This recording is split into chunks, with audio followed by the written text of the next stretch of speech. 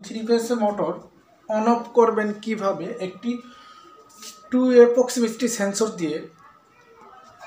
যখন একটি প্রোডাক্ট বা কনস্ট্যান্ট কিছু, এই ধরেন এটা একটা বেল্ট, কনভেয়ার বেল্ট, এই বেল্ট দিয়ে যখন একটা প্রোডাক্ট আসতেই থাকবে তখন মোটরটি চলতেই থাকবে।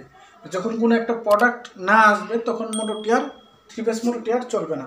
এরকম একটি কন্ট্রোলিং আমি আপনাদেরকে করে দেখিয়ে দিব, এমনকি কীভাবে ডায়াগ্রাম করে কানেকশন দিতে হয় সেটাও দেখিয়ে দিব।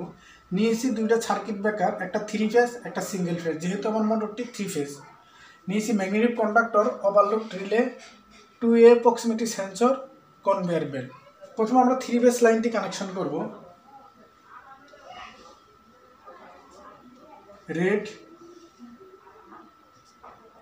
ইয়েলো,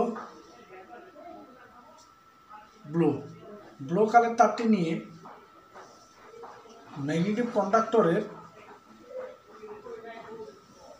একটি টার্মিনালে কানেকশন করব।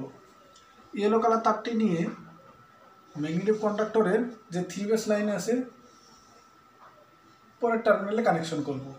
রেড কালার তারটি নিয়েও সেমভাবে যে বাকি টার্মিনালে সেটা আমরা কানেকশন করব। ম্যাগনেটিক কন্ডাক্টরে ইনপুট কানেকশন হয়ে গেল।